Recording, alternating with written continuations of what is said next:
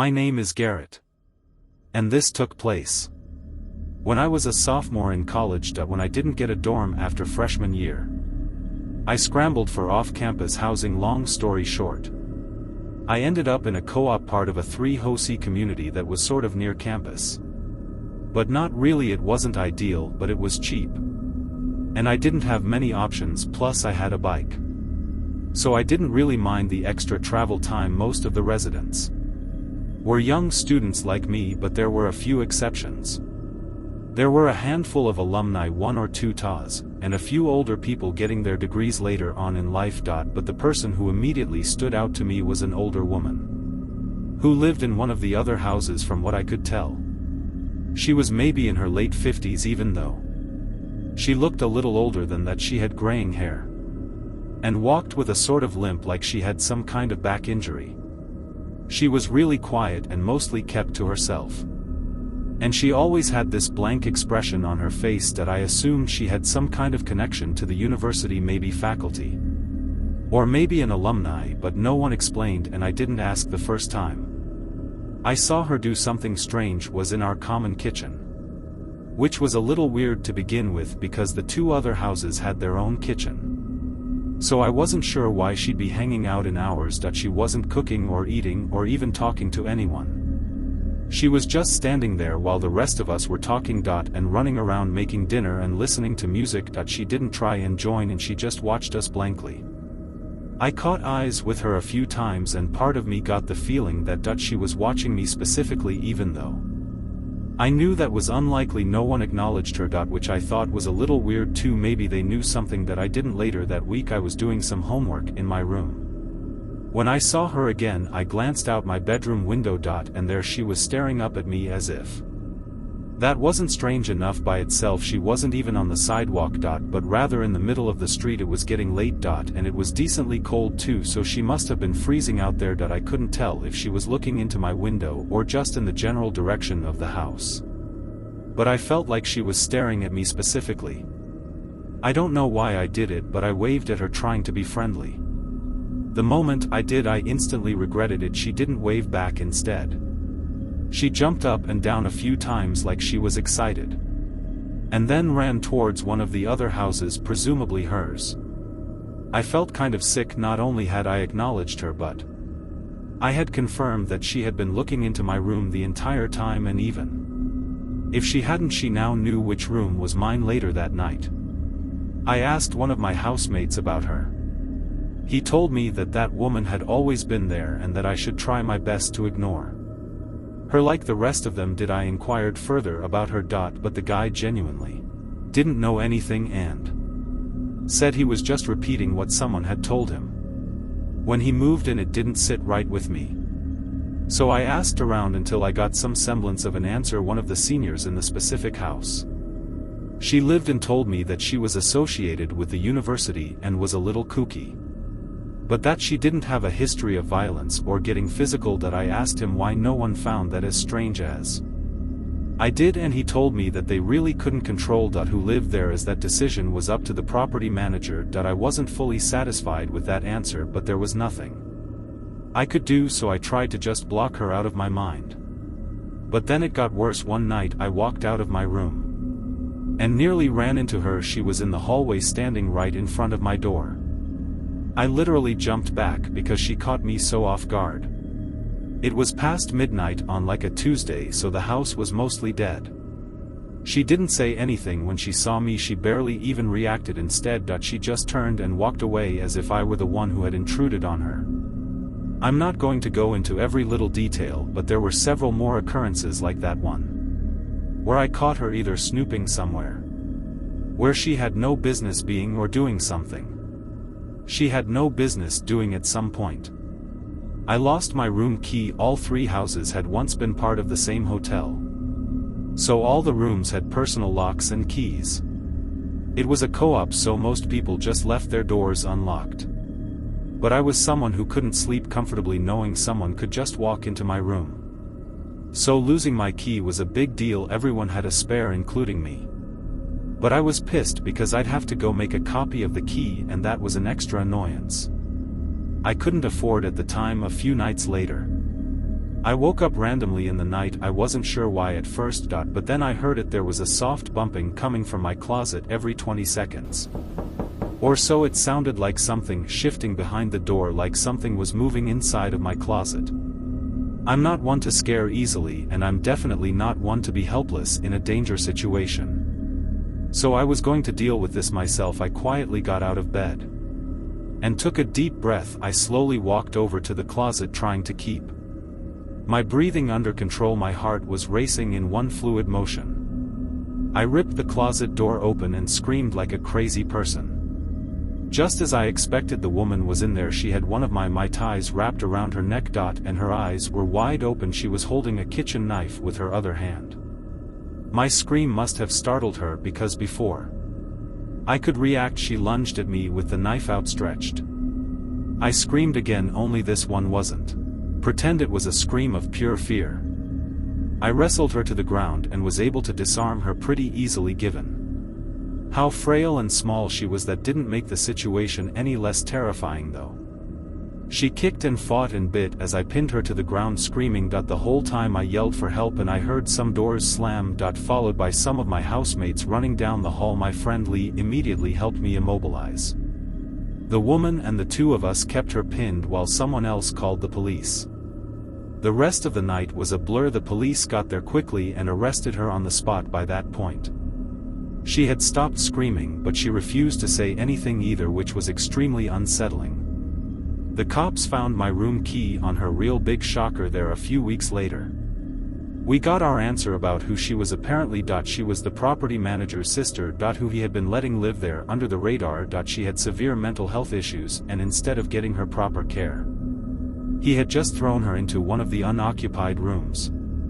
I believe the property manager was eventually arrested for negligence and a slew of other things. And rightfully so. I honestly blame him so much more for what happened than her. If anything, I feel bad for her, but my pity won't erase the fact that she tried to kill me. I could have lost my life that night. I have no idea why she seemed so interested in me specifically, but I can only hope nothing like that ever happens to me again. I'm graduating soon and I'm definitely going to miss college. But I don't think I'll ever be able to look back at my time here without thinking about that night. This isn't really my story, but I essentially watched the whole thing happen. So I'm telling it anyway. I've lived in a modest 2-story home with my husband Benjamin for the better part of 20 years now. All of our kids are out living their own lives, and I couldn't be prouder. But I'm about to tell you happened last year. Someone had just moved into the house across the street, which was really nice because I was getting sick of looking out at a vacant house all the time.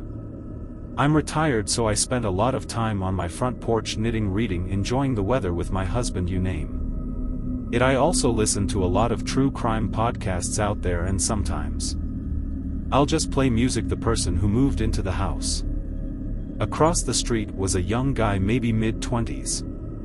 He drove an expensive-looking BMW. And always dressed in flashy clothing. So I figured he was either well off or seriously pretending. I hope I'm not giving the wrong impression about him. He was actually really sweet. He introduced himself to us after a few days. His name was Quinn, and he was a few years out of college. Like I had guessed, he was a really bright guy. And got along really well with Benjamin. They laughed and talked about sports, and Benjamin even dropped a few of his own college stories that I hadn't heard in a long time. Quinn said that he worked in the entertainment industry, and that he did freelance work for some internet personality person. Whatever that means. It kind of went over my head, but it must have been lucrative. He looked pretty wealthy. Like I said, he talked about stocks with Benjamin, and told us about some of the investments that he was making. All in all, he seems like a nice guy. Things were normal for a few months. Like I said, I spent a lot of time on my porch, so Quinn would often wave to me when leaving his house, and I always waved back. I can't remember exactly when, but I started noticing the same girl going over to Quinn's house every so often. She drove a little white convertible, and she was pretty young, blondes. The type of girl you'd expect a guy like him to date, to be frank. She dressed a bit scandalously, which I didn't fully appreciate. I figured she was his girlfriend, maybe checking on the house. While he was out she had her own house key, so it made sense. It became a regular thing. Once, maybe twice a week, I'd see that car roll up while Quinn was gone. She'd go inside, stay for a while, then leave. I didn't really understand what she was doing, but young people date differently these days, so I kept my thoughts to myself. Then one evening that I saw them together, Quinn pulled into his driveway with her in the passenger seat. That confirmed it. She was his girlfriend, just as I had assumed, but shortly after that day things started getting tense. At least that's what it seemed like. One afternoon, I was out tending to my little garden when I heard shouting from across the street. Quinn and the girl were standing in the driveway yelling at each other. I couldn't catch what they were arguing about, but I didn't need to. She kept throwing her hands in the air, practically spitting her words at him. It looked like she was going to strike him eventually. She got in the car, slammed the door, and tore off down the road. Quinn shook his head and went back inside. I don't even think he noticed me. I figured it was a lover spat. Every couple fights, and it wasn't my place to butt in where I was unwelcome. But then I saw that girl's car in front of his house again, when he wasn't home, not once, not twice, but multiple times. I told Benjamin, and he said it was rude to pry. And that I should just leave the poor boy alone, which I agreed with. But then came the night everything went sideways. Benjamin and I were asleep when we woke up to sirens blaring outside. We rushed outside, joining the handful of neighbors who had come out to see what was going on. Quinn's house was swarming, police cars, an ambulance, the whole nine. We watched as the cops emerged from his house with that girl in handcuffs. She didn't struggle or scream, just accepted what was going on and stared ahead with a blank expression. We saw Quinn being rushed outside on a stretcher. He was a bloody mess, and I gasped at the sight. We didn't see him for a week after that. I was worried sick when he finally came back. Benjamin and I walked over to check on him. He let us in without hesitation and told us everything. Apparently that girl, her name was Ellie, had confessed to everything, making things easy for the police. For starters, she wasn't supposed to have his house key. She had stolen his spare and made a copy without him knowing, according to him. She started asking him for things: fancy dinners, jewelry, expensive trips. When he hesitated, she got possessive and angry, which was when things started going downhill in their relationship. Every time she had shown up unannounced to his house, he hadn't been aware she had access to his location through his phone, which I didn't even know was possible. She had gone through all of his stuff, but worst of all, she had planted hidden cameras in his room. Every time she went back to his house when he wasn't there, she was replacing the camera batteries and making sure they were still working. The argument between them that I overheard was Quinn's attempt at breaking up with her. She refused, and Quinn reluctantly agreed to go on a break. Ellie had seen everything through the cameras, and the next night she went to his house with a knife. I'm not going to explain the rest, you get the idea. Somehow Quinn managed to get her to the grounds, but not before she seriously injured him. The doctor said he was an inch away from needing surgery or dying. Benjamin and I tried to console him but he was visibly shaken. The last thing that he said before we left was that he had learned his lesson about flaunting his money, especially around pretty girls. He moved out not long after. He said he didn't feel safe in that house anymore and that his ex had tons of friends just like her, and he didn't feel comfortable with the thought that they might have known where he lived. We never saw him again. I pray to God he's doing okay. No one should ever have to go through something like that, especially not someone as young as him.